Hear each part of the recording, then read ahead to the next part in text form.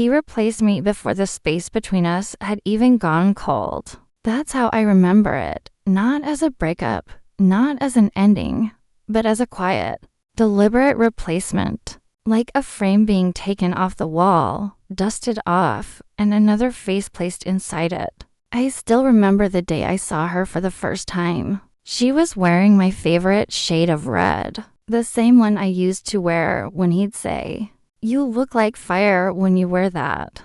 I stood there, frozen in a moment that didn't feel real, watching them laugh, his hand brushing her hair the way it used to brush mine. And in that instant, it wasn't anger that burned through me. It was the emptiness, a kind that doesn't scream, doesn't cry, just quietly folds itself inside your chest until you can't tell where it ends and where you begin. If you've ever watched someone move on from you, too quickly, too easily, you'll understand. Before I continue, I just want to say, if you've ever been replaced, or made to feel like you were never enough, then this story is for you. Please like this video, subscribe, and stay till the end because I promise, what started as heartbreak didn't end in ruin. It ended in grace, in something far more beautiful than revenge. Now, let me take you back to the beginning. It was winter when Daniel and I fell apart. The kind of winter that smells like cold metal and old memories. We had been together for almost 6 years. 6 years of small habits, inside jokes, shared toothbrushes, and that unspoken rhythm you build when you've loved someone long enough to memorize their breathing. But love, I've learned, can quietly start to rot. It doesn't always explode. Sometimes it fades softly. One day he stopped laughing at my jokes. Then he stopped noticing when I dressed up. Then he stopped saying goodnight. And in that silence, I started to shrink. I remember sitting at the dinner table one night, telling him about my day, about how I finally got the promotion I'd been waiting for. And all he said was, "That's good." No smile, no warmth, just, "That's good." I looked at him and saw a stranger wearing the face of the man I once prayed for. I wish I could tell you I confronted him. I wish I could say I screamed, cried, demanded answers. But I didn't. I was too scared of being the emotional one, the one who loved too much. So instead, I stayed quiet. I made excuses for his distance. He's tired. He's stressed. He just needs space. But deep down, I knew. Women always do. It wasn't until a month later that my intuition became reality. A mutual friend sent me a photo from a small party. In the background, barely visible, was Daniel. And beside him, they looked comfortable. Too comfortable. The kind of comfort that takes time to build. That kind of ease you don't fake overnight. When I confronted him, he didn't even deny it. He just looked at me with that half-pitying, half-exhausted look that men wear when they've already left you emotionally. He said, "You've changed, Claire. You're not the same anymore." I remember asking him softly, "When did you stop loving me?" He just shrugged. A shrug. Like my entire world was nothing but a passing inconvenience. That night, I packed a small bag, left the key on the counter, and walked out. I didn't cry right away. The tears came later, not in the dramatic way you'd expect, but in the middle of mundane moments, like pouring coffee and realizing I no longer had to make a cup for him, or folding laundry and finding one of his old shirts. Heartbreak doesn't always hit like a wave. Sometimes it seeps in like fog, slow, suffocating, and everywhere. Weeks turned into months. He didn't reach out. I deleted his number but memorized it anyway. I blocked him, but still found ways to check if he'd noticed my silence. He hadn't. And then came the day I saw him with her, publicly, openly, proudly. She was beautiful. Younger, free-spirited in a way I once was. Before life and love had taught me to hold myself back. Watching them together felt like watching my old self. The version of me he fell in love with now, living in someone else's body for a long time. I carried that pain quietly. I smiled in public, but every night I'd curl into my pillow, replaying their faces, wondering what she had that I didn't. Was it her youth, her energy, her laughter? I used to whisper to myself, maybe I was just too much to love, or maybe not enough.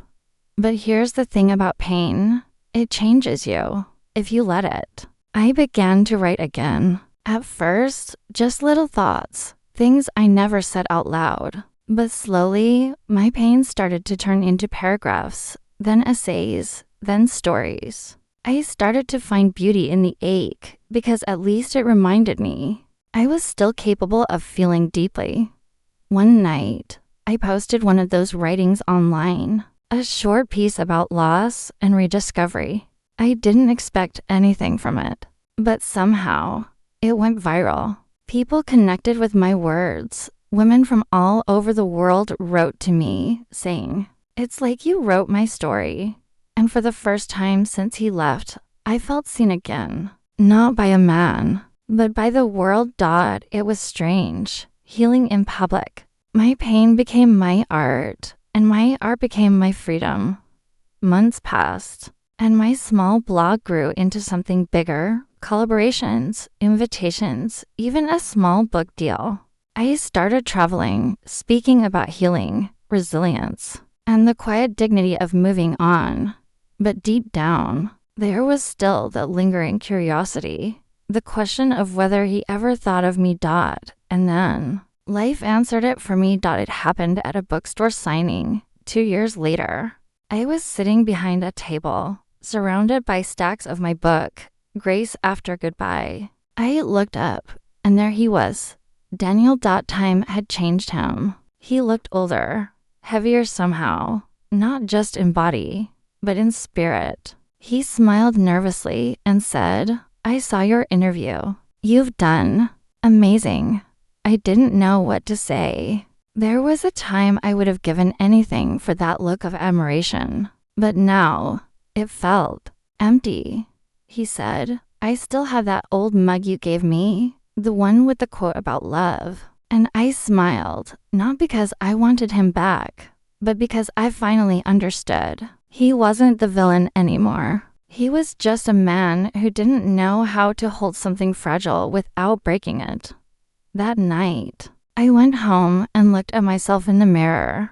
I realized I no longer saw the woman he left behind. I saw someone entirely new, softer, wiser, free. And in that reflection, I found something he never gave me, peace. But little did I know, his regret was only just beginning.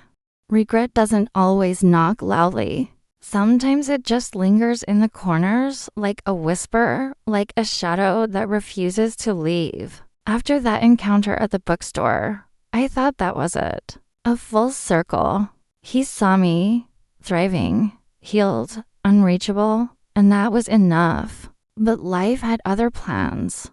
A few weeks later, I received an email from an old mutual friend. One of those polite, surface-level catch-ups that turn heavy halfway through. She wrote, "Daniel's been asking about you lately. He said he saw your book. I think he's been struggling." I remember reading that and feeling this strange stillness inside. Not pity, not triumph, just stillness. Because in that one sentence, I saw the irony of it all. The same man who made me question my worth was now quietly drowning in his own what-ifs. But I didn't reply. I had no desire to reopen a door that I had sealed with grace. And yet, the past has a way of slipping back in through small cracks. It started with coincidence, or maybe fate. I ran into him again, twice. Once at a cafe we used to love, the kind of place that smelled like cinnamon and nostalgia, and once outside an art gallery downtown. Each time, he seemed smaller, not physically, but emotionally, like he'd been hollowed out by time. He smiled, we exchanged polite words, but I could see it in his eyes. That quiet ache, That unsaid I miss what we had. I used to dream of that look. The day he'd finally regret losing me. But when it happened, it didn't feel like victory. It felt like watching someone mourn a version of you they can never touch again. I learned later, through whispers and mutual friends, that his new relationship hadn't lasted. Apparently, she'd left him. Apparently, she'd said something like, "You never really got over her, did you?" Funny how life teaches through mirrors. He had once looked at me and said, "You've changed." Now, someone was saying the same thing to him. Meanwhile, my life was blooming, not in an extravagant way, but in the quiet, grounded way healing blooms. I moved to a new apartment, one filled with sunlight and soft jazz. I started teaching writing workshops for women learning to tell their stories. I watched them cry, laugh, rediscover themselves. And every time one of them said, "Thank you," I felt a piece of my own soul gently stitch itself back together. Healing had stopped being a destination. It had become a rhythm, a way of existing. But still, sometimes, late at night, I would wonder if he truly understood what he'd lost. Not just me, but the kind of love that only happens once. That answer came quietly. One rainy evening, I was leaving a speaking event when I saw him again, this time standing outside, soaked, clutching an umbrella that had given up against the wind. He looked hesitant, almost afraid. "Claire," he said softly, "can we talk?" For a moment, I just stared. Then I nodded. We walked to a nearby cafe. The same one, ironically, where he once told me he didn't feel the same anymore. He ordered black coffee. I ordered tea. The silence between us felt like an ocean, familiar, yet unreachable. He was the first to speak. "I'm sorry," he said. His voice cracked on the word. I didn't realize what I was losing. Not until it was gone. I looked at him, really looked. The tired eyes, the regret, the fragility that once hid behind arrogance. And for the first time, I didn't feel anger. I felt compassion. He continued, "I thought what I wanted was excitement. Someone new. But what I had with you, it was peace. And I didn't know peace was love until I lost it." I could have cried. A few years earlier, those words would have broken me wide open. But now, they just landed softly, like rain on closed windows. I said, quietly, "We all realized too late what was right in front of us." He nodded, staring into his coffee. "I see you everywhere," he whispered. "In songs, in books, in small things. And I can't stop thinking about how easily I let you go." For a long time, we sat in silence, two people who once shared everything, now just sharing the weight of memory. Then I said, "Daniel, you didn't lose me because you stopped loving me. You lost me because I stopped waiting for you to remember how." He looked up, eyes wet. I smiled gently, stood up, and said, "Take care of yourself." And that was it. No dramatic ending, no goodbye kiss, just quiet closure. When I stepped outside, the rain had stopped. The streets shimmered under the glow of streetlights, and I realized something. I wasn't sad. I was free. He had finally said everything I once begged to hear, but I no longer needed the words. Because by the time he found regret, I had already found peace. In the days that followed, I noticed small, almost poetic signs of his remorse. He started following my online posts again. He would like photos from years ago, small, silent gestures that spoke louder than any message. He even sent me a handwritten letter once. It was short, clumsy, raw. He wrote, "You were the home I left, thinking I'd find a better one. But every road I took just led me back to your memory." I never replied, because some stories don't need sequels. They just need closure. I placed his letter in a drawer, beside an old photo of us, not out of bitterness, but gratitude. Because that chapter, painful as it was, shaped the woman I had become. A woman who no longer waits to be chosen. A woman who knows that sometimes the greatest revenge isn't making them regret. It's living a life that no longer needs their apology. As months passed, I stopped hearing about him. His name faded from conversations, his face from my thoughts. But every now and then, I'd get messages from people saying, "Your story helped me leave someone who didn't see my worth."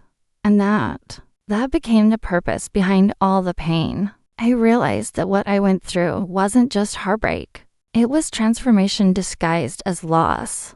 One night, as I sat by the window, sipping tea, watching the city lights flicker, I whispered to myself, I watched him replace me. I watched him forget me. But I also watched him regret it. And in the end, I watched myself become someone even I could fall in love with. That was the real ending. Not revenge, not regret, but redemption, quiet, graceful, complete. And just when I thought my story was done, something unexpected happened that tested everything I thought I'd learned. It's strange how peace can be tested. How life waits until you've healed and then gently asks, "Are you sure?" It happened one quiet morning in late autumn. The leaves outside my window had turned amber and gold, the same colors that once painted our wedding photos. I was preparing for a conference, another step forward in a life that finally felt like my own, when I got a message that stopped me mid-breath. It was from Daniel's sister, Claire. It read, "I know this is out of the blue, but Daniel's been in an accident. He asked if you could come." For a long moment, I just stared at the message, not because I still loved him, but because part of me still remembered what it once meant to. I sat on the edge of my bed, the morning light spilling across the floor, and whispered to myself, "This isn't your pain to carry anymore." But something deeper, something quieter, told me to go. When I walked into that hospital room, time folded back on itself. He looked fragile. Tubes, monitors, the steady hum of machines. The kind of fragility that makes you forget the past for just a moment. He opened his eyes and smiled faintly. "You came," he said, his voice barely above a whisper. "I did," I replied softly. "How are you feeling?" "Alive," he said with a small, ironic chuckle, which feels like a miracle lately. There was silence after that, heavy, reflective, almost holy. And then he said something I'll never forget. "Claire, I don't deserve this, your kindness. I've replayed everything 1,000 times. Every word, every choice. And all I see now is the way I made you small when you were trying to love me big."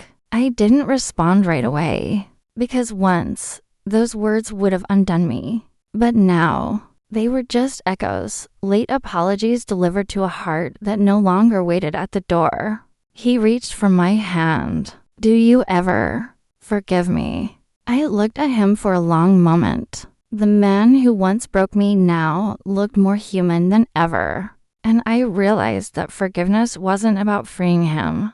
It was about freeing myself. "I already did," I said, "a long time ago. You just weren't there to see it." He closed his eyes, tears slipping down the side of his face. "I thought I was chasing happiness," he whispered, "but I was just running away from peace." I smiled, not out of pride, but understanding. Sometimes we have to lose everything to understand what we had. We talked for a while after that, about nothing and everything, about how he tried to rebuild, how things never felt right, about how loneliness had a way of humbling him.